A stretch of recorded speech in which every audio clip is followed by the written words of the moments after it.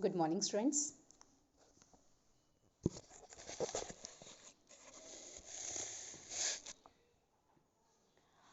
Today we are going to begin the same lesson, lesson number 3, Positive Health from Golden Rays. Page number 31 and the last paragraph.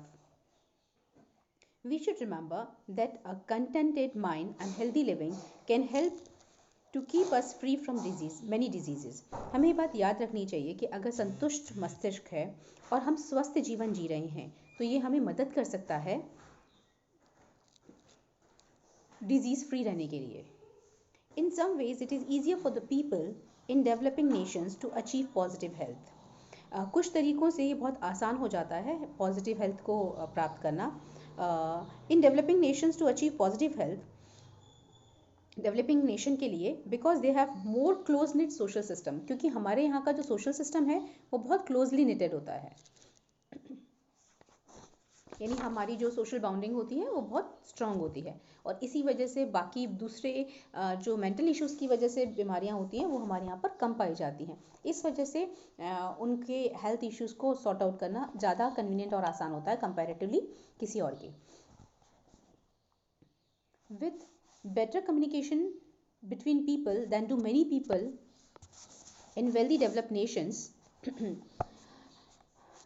with very little by way of resources or sophisticated medical facilities we can achieve positive health for the majority of individuals in our communities. हमारे community के अंदर अगर sophisticated medical facility available करवा दें तो बहुत आसानी से बहुत बड़ा भाग जो है लोगों का उनको अच्छी स्वास्थ्य सुविधाएं उपलब्ध करवाई जा सकती हैं.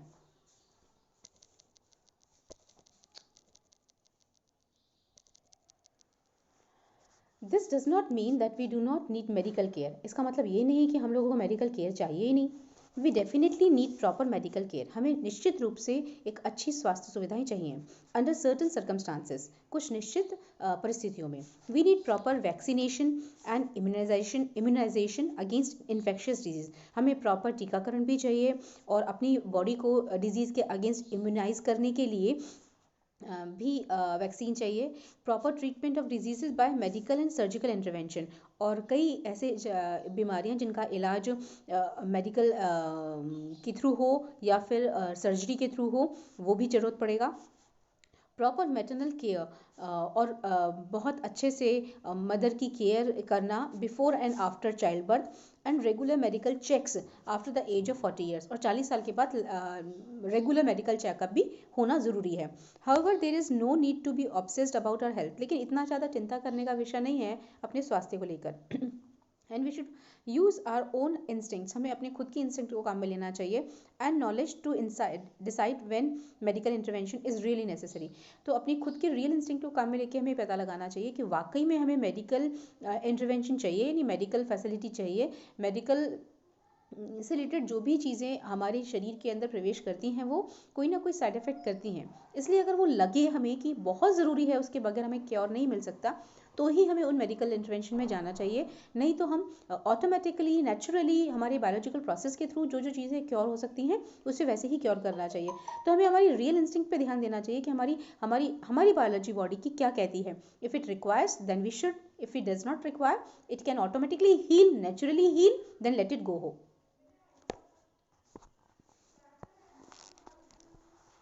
While most people in the developed countries enjoy better health, the doctors of those countries attribute this better physical health largely to the improved medical facilities. वो विकसित देश जहाँ पर लोगों की स्वास्थ्य बहुत अच्छा है तो वहाँ के डॉक्टर्स जो हैं क्रेडिट वहाँ की जो इम्प्रूव्ड हेल्थ फैसिलिटीज़ हैं उनको देते हैं. They tend to ignore other important social factors. और वो बाकी दूसरे जो सामाजिक कारण होते हैं उन्हें इग्नोर कर देते हैं.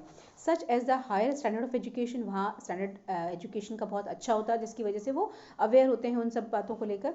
वेल्थ उनके पास अच्छी होती है तो उस मामले में वो खर्चा करने में पीछे नहीं हटते. न्यूट्रिशन डाइट लेते हैं तो इस वजह से ऐसी प्रॉब्लम्स वैसे ही कम आती हैं उनके सामने. क्लीनर एनवायरमेंट्स में रहते हैं तो इस वजह से वो डिजीज़ जो इन्फेक्शन क्रिएट करते हैं एनवायरमेंट क्लीन होने की वजह से वो इन्फेक्शियस डिजीज़ होते ही नहीं है. By most of these population. इन पॉपुलेशन के ज़्यादा यही प्रॉब्लम है.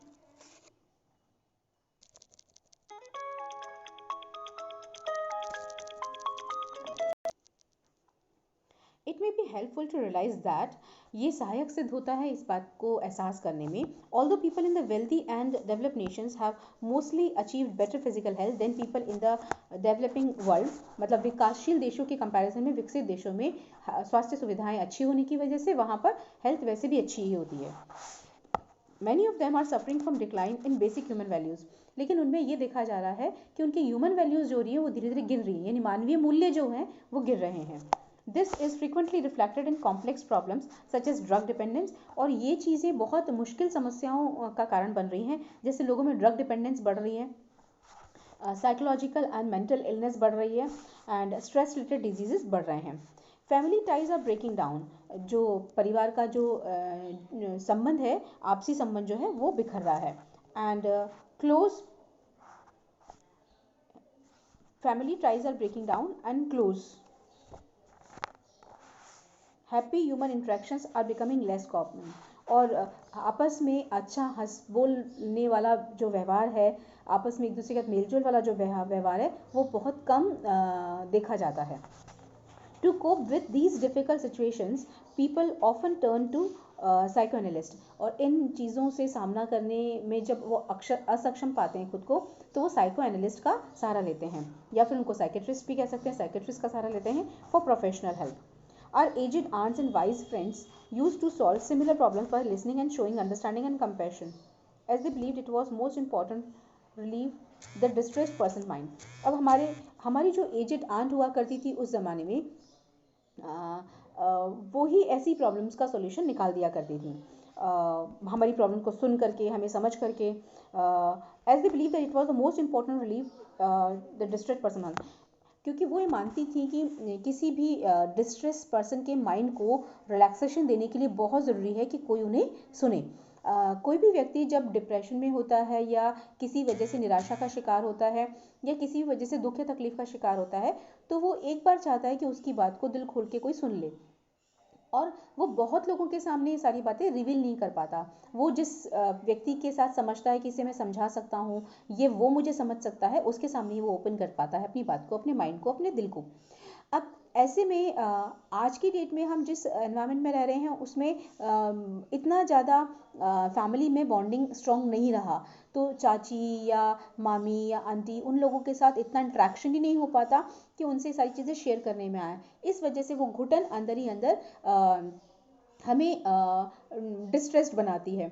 तो उस ज़माने में जब संयुक्त परिवार रहते थे, जॉइंट फैमिलीज रहती थी, तो उन्हें अच्छे से समझ में आता था ये बात कि ये एक फेज़ है, ये टीनेजर की एज में ये हार्मोनल इम्बैलेंस की वजह से इस तरह के जो बिहेवियर है या चिड़चिड़ाहट है वो ऑटोमेटिकली होती ही है, क्योंकि उन्होंने अपने बच्चों के बच्चे, अपने और जो जॉइंट फैमिली में बच्चों के बच्चे होते हैं उनके साथ भी ऐसा देखा है।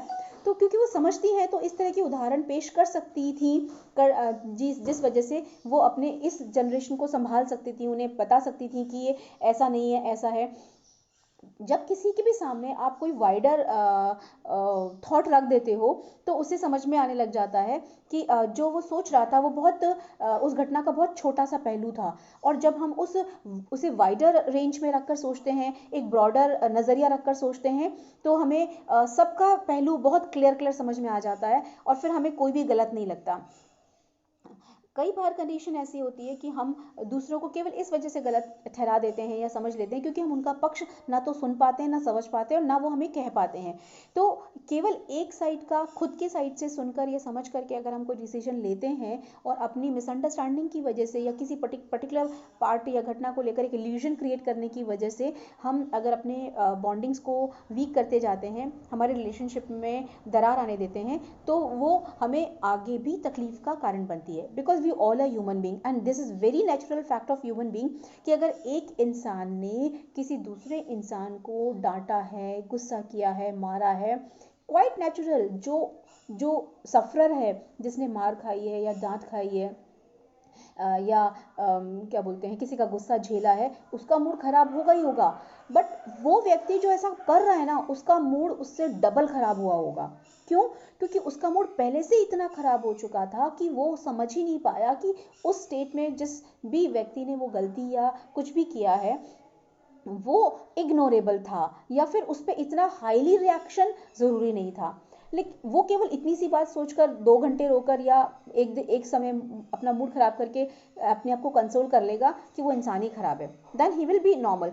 But that person who has done this will never be able to get normal, just because of his own situation he is in distress, and that is why he cannot heal himself. And the second thing, because of his this kind of attitude, the people around him are getting cut with him. He is getting disconnected with the people around him. He is not able to manage his good image or impression around the people him. So that is why that kind of feeling of isolation, that none of the people around him are liking him, makes him more dull, more irritated, more distressed.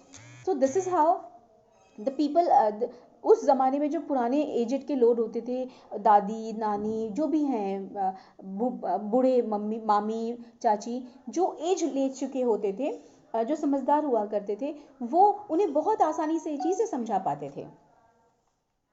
Unfortunately, people from many developing countries are trying to achieve the same level of physical health as that enjoyed in developed nations by providing medical facilities to cope with even minor health problems. Other important factors associated with better physical health are being ignored. Often the result is that many families are spending more money on doctors and medicines than on healthy food and other essentials to improve their physical environment. For the developing world, this is a tremendous waste of limited resources. अब ये विकासशील देशों के लिए तो बहुत बेकार का खर्चा है कि दवाइयों पे खर्च करना या किसी दूसरी चीज़ों पे खर्च करना, क्योंकि ये सारी चीज़ें वो अपने आप को अंदर से स्ट्रॉन्ग कर भी उन सब चीज़ों से बच सकते हैं. और डेवलपिंग नेशन के पास इतना हाई स्टैंडर्ड नहीं होता कि वो इतना सारा खर्चा अपने इनकम का अपने केवल हेल्थ फैसिलिटीज़ को इम्प्रूव करने के लिए ही कर लें. तो इसके लिए वो उनके लिमिटेड रिसोर्सेज के नज़र से देखा जाए तो वो एक टोटल वेस्ट है मेडिकल फैसिलिटीज़ पे, मेडिकल चीज़ों पर खर्चा करना. अपने आप को फिट एंड फाइन रखो तो इन सब चीज़ों पर खर्चा ही नहीं होगा, तो आराम से उस लिमिटेड रिसोर्सेज में आपका काम चल जाएगा. So that's it for the day. Hope you are able to have a clear sound of it, and if you are still having a problem, then I'll try with that laptop method. Thank you. Have a nice day.